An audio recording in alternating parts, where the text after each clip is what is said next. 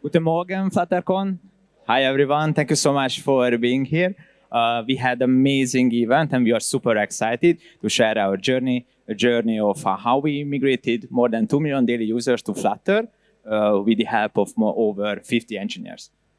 But before we start, I need to share that we are not the owner of the truth. In the upcoming slides and minutes, we are not talking about, and we are not covering the topic of why we choose Flutter comparing to other technologies. Our main goal is to inspiring you by sharing our learnings from this journey. So who we are, my name is Csongor Vogel. I'm a Hungarian GDA for Flutter and Dart, and I'm happy to share the stage with my amazingly talented Brazilian engineers, with Bruno Reginato and Britto. All of us, we are working for Talabat. What is Talabat? Talabat is MENA's leading platform for everyday deliveries across 8 markets, and deliveries includes food, groceries, pharmacies, and much more. What was the motivation for Talabat?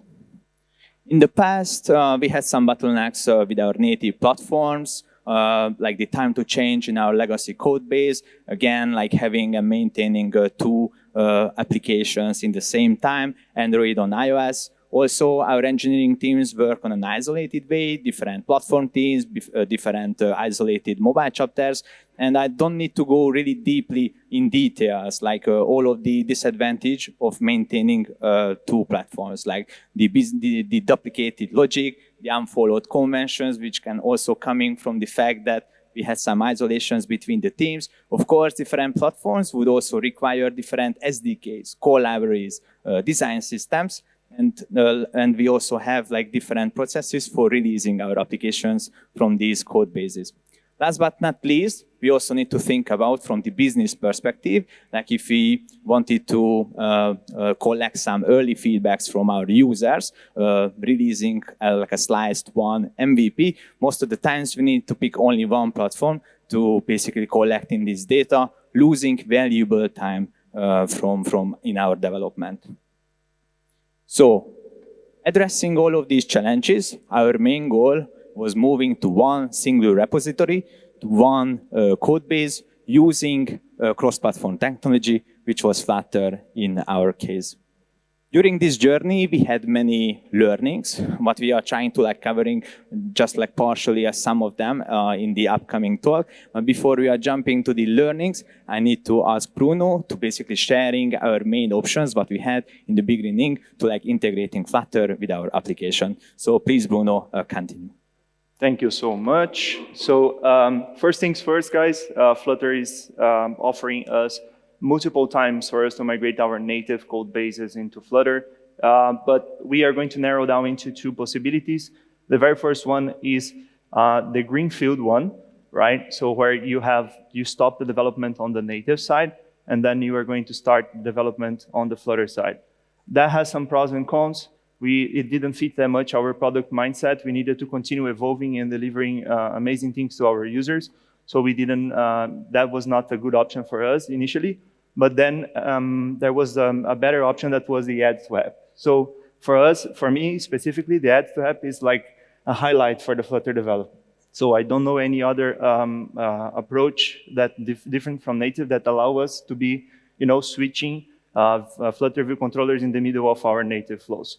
So I am going to give you an example to the add to app really quick, just to make sure that everyone's in the same page. Let's say that I have a home view controller. By the way, I'm just going to use the iOS nomenclature here. Please don't bother me because my main technology is iOS. I'm kind of an imposter here, sorry. So yeah, so let's say that you have a vendor in your home view controller, and then you tap on that vendor is going to be redirecting you to a menu. Pretty similar flow that you have in every delivery app, right? So you choose whatever you want to eat in that case, and then you go to the cart, and then you pay that. So the add to app approach allows us that we can replace in the middle of these flows a view controller, in that case, by a Flutter view controller. So that class, the menu Flutter view controller, is a specialized class. It's a subclass of the Flutter view controller or the Flutter activity. Whenever we have a class that inherits from Flutter view controller, we need to send a engine for that class to start working. And the engine really, generic terms, it's where the logic and the rendering logic lives, and the communication between the native and the Flutter side happens. So for you to initialize your engine, you need to pass a couple of parameters, but the two main ones are your entry point, that by default is the main.dart, and inside the main.dart, you have the main function. You have the option as well to pass multiple entry points or to define different entry points from the main one.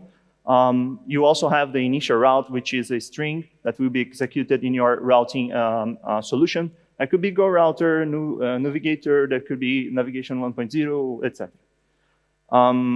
Yeah, so then you have the villains, or the good guys, the platform channels, and that are going to be the link between the native and the Flutter side. Cool, if everything goes okay, you have your app widget that is going to be executed by your run app, and that's it. So simple as that. In less than a couple of hours, you can switch one of your native view controllers or activity by a Flutter view controller. So coming back to our main example, now we have the home view controller that is native, the menu Flutter view controller that is Flutter, and the cart view controller that is still native. Now, our initial approach was to create one platform channel per screen that we were calling scoped platform channels. Yeah, so this platform channel was responsible for sharing the data that was used by the menu to render the information there. For example, the ID of the vendor, or the cart, or those things that were belonging to that screen specifically. Maybe some of you already see where we are going here, but we were also handling the navigation on this menu platform channel. And then just imagine whenever you are migrating multiple of these view controllers, you end up with a mess. Every single view controller would need to have their platform channel, and that was terrible. So our very first learning is this: prefer non-specialized Flutter view controllers or activities. Why? Because having domain-specific logic on your native presentation go completely against what Csongor said to us, that is our main goal, that is having everything in Flutter. If we start creating more logic on the native side, this will put us away from the ultimate goal. So we should always aim for that. Should always aim to have less code on the native side and more code on the Dart side. Also, there was a lot of confusion with the scoped platform channels. If we create a lot of platform channels that were scoped to one screen, we would not be doing a good design of our APIs. So that's why we started handling or treating our platform channels as data sources. For those who are familiar with the clean architecture, they are basically, I will give you an example here. We have, for example, a get selected address use case that is going to go into an address repository, and then this repository is a wrapper on the top of our platform channel.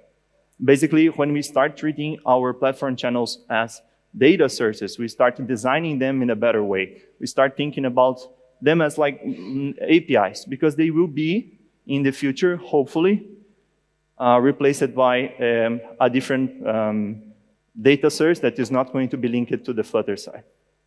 Cool, so now coming back to our example and applying the two learnings that we had. The very first one is forget about scoped method channels or event channels, and also start using generic Flutter view controllers, right? So maybe you are asking yourself, how are you going to identify then these view controllers in the middle of your flow? Remember that I mentioned about the initial route? Yes, that's the way that we decided to go with. So we decided to start thinking about our routes as the way to identify the view controllers in the middle of this flow. As you can see in these rectangles, these purple rectangles on the top, we have our routes there. So our ultimate goal, as Csongor was mentioning also, is to have a single view controller, Flutter view controller, that is agnostic to the content that is going to be shown inside of it. Having any kind of route to be shown inside of it, which in the end is the greenfield approach, right? In the end, the greenfield approach has only one engine, and we are going to be just switching routes internally or showing models or whatever we want to do. So that brings us to our second learning. That is the deep link-driven development. That is, in my opinion, a game changer for us. Whenever we start thinking about our deep link first, we changed it even the way that our backend was providing data for us. So we created a couple of attributes that a good route should have. So the very first one was have only the required information to load that screen. So as you know, as I mentioned earlier, the initial route is a primitive, it's a string. So we cannot pass any high-level data to that string. Flutter allows us when we are navigating Flutter to Flutter, but we prefer to have the approach that these deep links, they should be as simple as possible. And as you can see here, this route has only the ID of the restaurant. Maybe some tracking parameters, but they are not required, but only the ID. And why this is super important? Because, first of all, we want to use every single route as an external deep link. And second, we believe that a route should be accessible from anywhere.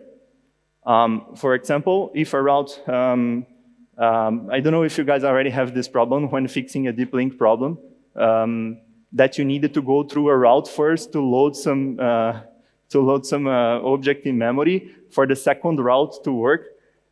That's really frustrating, at least for me. So this is one of our attributes to make sure that that route is atomic, it's resolving themselves independent of the region. So that said, we came up with a solution that is the router.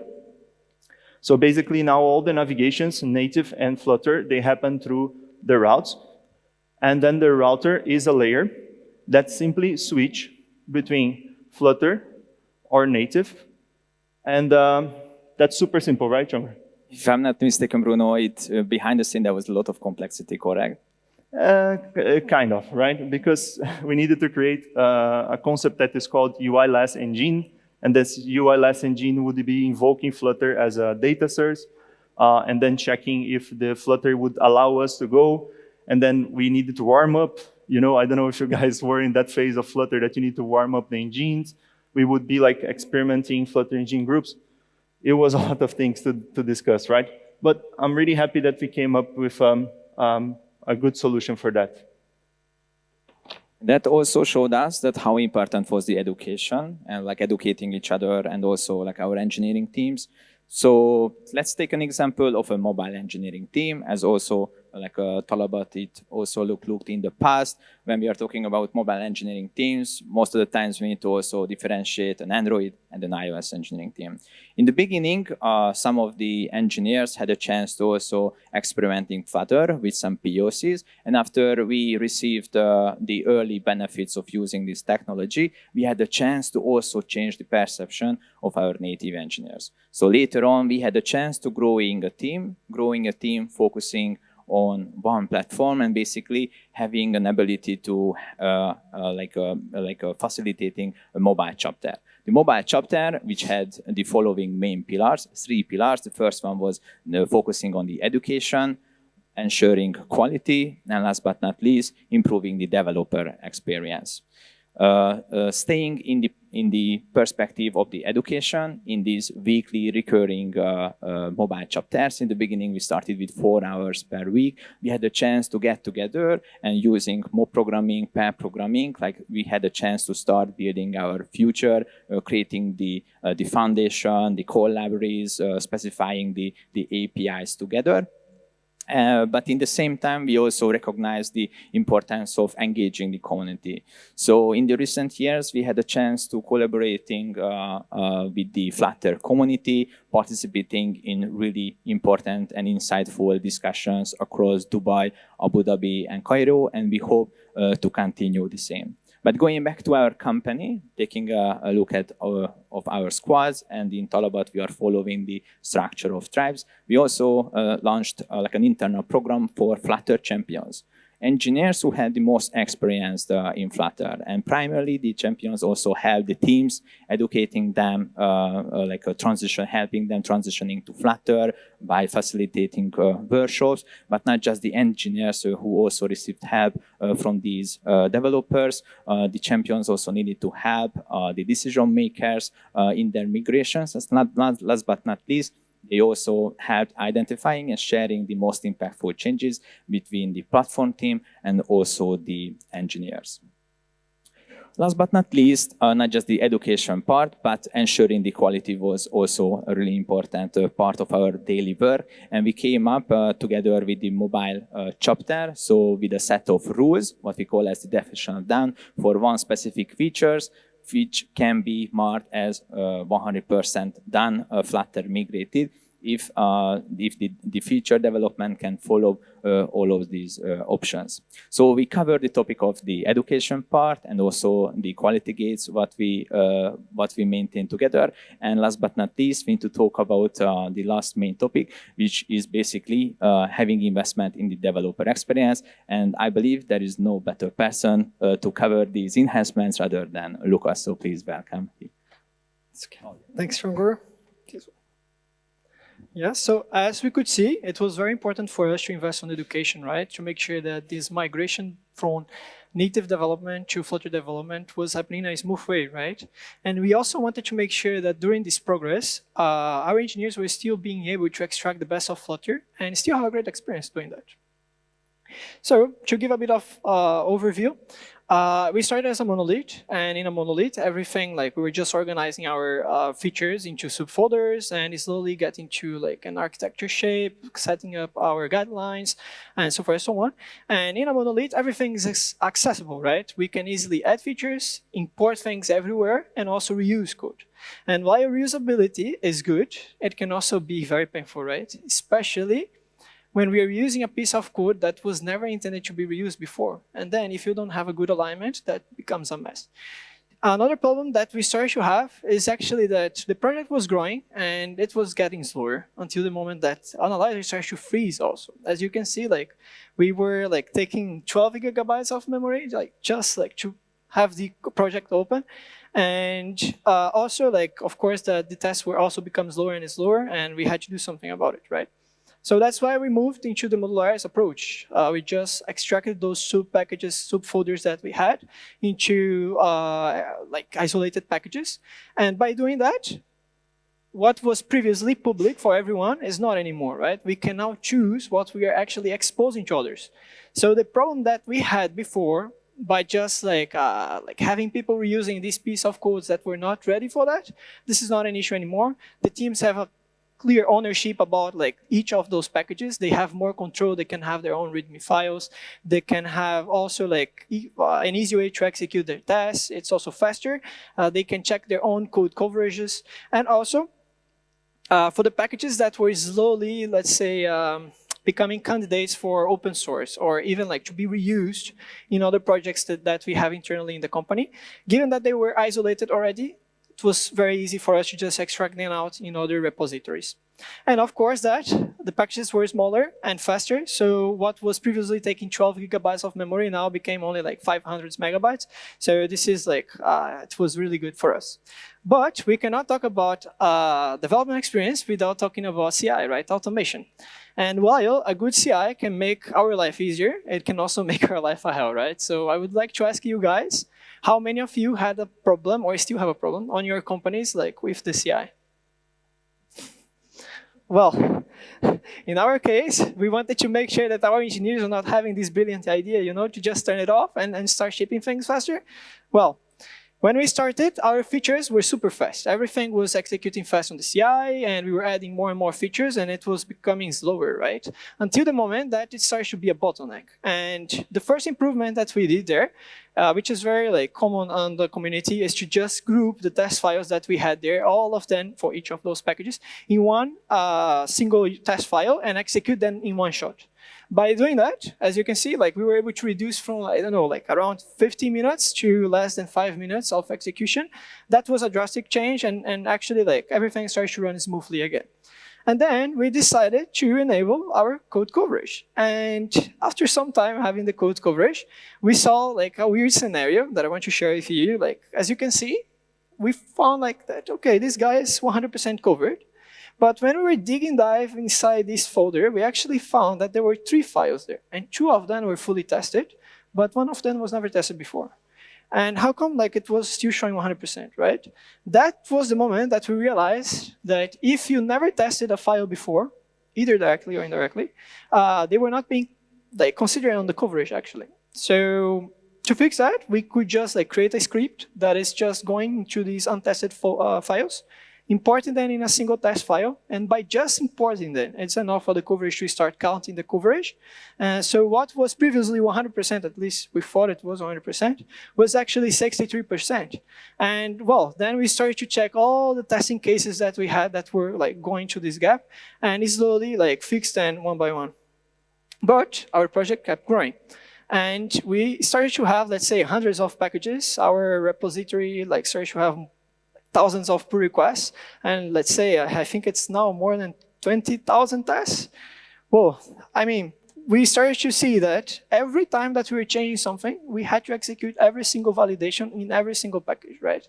And well, let's take one example. Let's say that we are changing the domain A package only, right? If we zoom in the domain A package, as we discussed before, it's isolated, right? And there are only two dependencies for this package, feature A and feature B. So we know that this guy is isolated, and feature A and feature B are the only dependents of, at least direct dependents of this guy, and they are also isolated. Do we really need to run the validations for every single package that we have inside the project? Actually, no.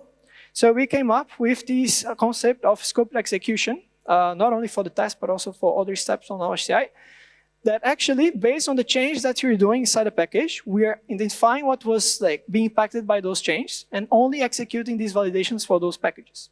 So to give a real life example, this is our current time. If we're changing every single package on our project, it takes around 2 hours, as you can see. And applying scoped execution, let's say giving the same example of 3 packages being impacted only, it's less than 2 minutes. Of course, that while this is a very good solution, it still has like some cons, which is like if you're changing a package that impacts every other package, you still have a lot of time like on the CI. So we still are like slowly implementing new approaches like just to make our life easier and easier. But thankfully, the majority of the pull requests that we have, they are all like small and isolated. So we actually are getting a lot of benefits from this scoped execution. But, well, to write all these scripts, right, to make all these things happen, well, we had to create them, right? So I would like to ask you guys also, how many of you love, you know, like to be writing these shell scripts, like maintaining shell scripts in like rouge ones, complex ones here? Great. Well, All due respect. yeah. For the guys that didn't raise their hands, I have a good news, which is we decided to write all these scripts using Dart, right? Why not? It's right there. So we created our monorepo CLI that is actually grouping all these scripts into a single place, not only to make our life easier, but also close a little bit this gap between us and the automation engineers. We would be able to speak the same language and support each other. So we could see that our engineers were actually like contributing more on these phases, not only on the CI, but also to make our life easier. And also, it's on Dart, easy to test also, right? And the good thing is that we started adding more and more tests, scripts, and slowly, like, it starts to become part of our daily routines more and more. And to give an example, like, as soon as our engineer joins the company, he will just get a laptop and execute Flutter setup. Then they can just like run the packages, like get dependencies for every single package, code generation, create the first package using our fancy templates, and after implementing all these features, they can just execute the Flutter checks to validate that it's ready to be like in a pull request. And after opening the pull request, of course, the CI goes into place and execute an analyzer, test coverage, and the other things that we have there. So as you can see, now it's part of our routine, right? Everyone is executing these scripts every single day. Like we're saving a lot of time. But that's not only that. People kept like adding more scripts, and we have scripts everywhere actually, and it's slowly like it's getting better and better. We want like to close this topic of the VEX. I need to talk about our next learning, which is about having joy with testing. Especially now that we are migrating to Flutter, right? It's giving to us a lot of tooling out of the box. We now can test widgets like in a very easy and fast way. So we wanted to slowly create in our company this testing culture where like these problems that we had on native before with like flake UI tests that were consuming a lot of time from every single engineer, and also having the chance to actually test these components that were not easy before. We had to actually like test these components in other testing layers, creating more and more problems. We created a way for them to visualize how well like balanced testing pyramid would look like. Like just having a strong base with unit tests and widget tests, exhausting that. And while going to the top, like we have the golden tests, which are our screenshot tests. And for the integration tests, we decided to use widget tests.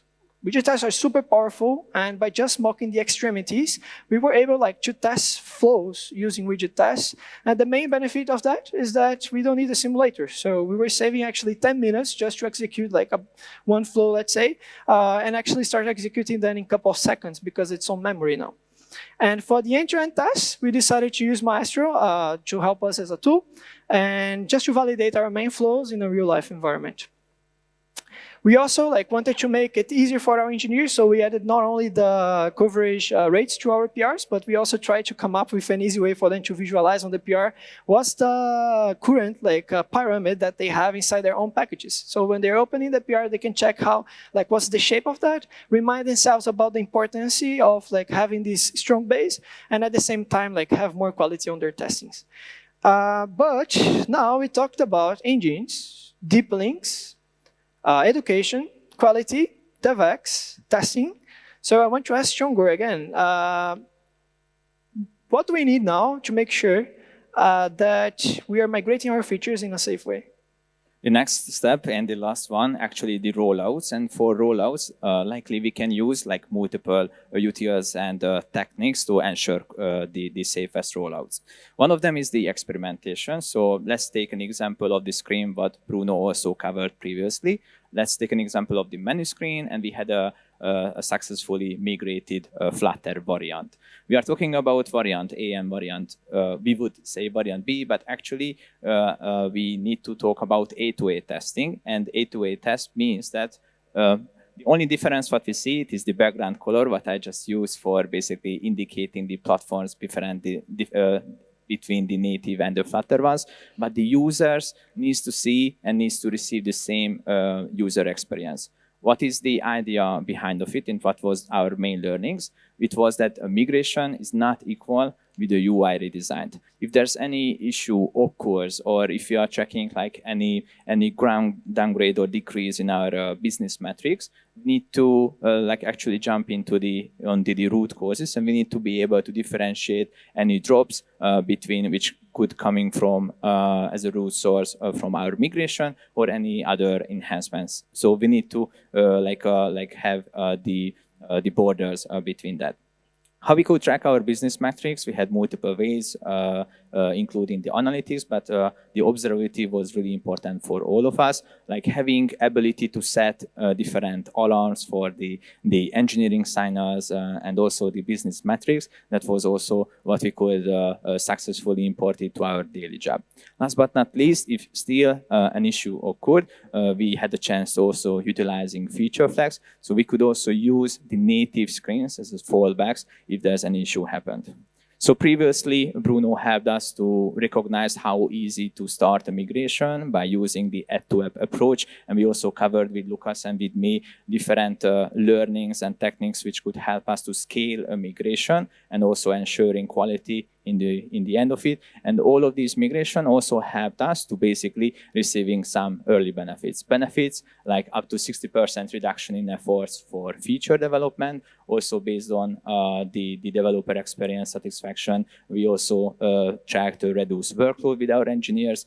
We had a chance to also improve our performance in the tech stack. With some of those enhancements also was covered by Lucas previously, and not just the customer satisfaction, but the developer experience. We also had a chance to improving it. So talking about this Flutter migration, I need to ask you, Lucas, firstly, what was your main key takeaway from this migration? Well, from my side, when we started this migration, we thought that it would be only about migrating native to Flutter. That's it, straightforward. But actually, during the progress, we started to see that our flows were not that good. We had some logics to be improving. We could reduce a little bit the complexity that we had on the front end.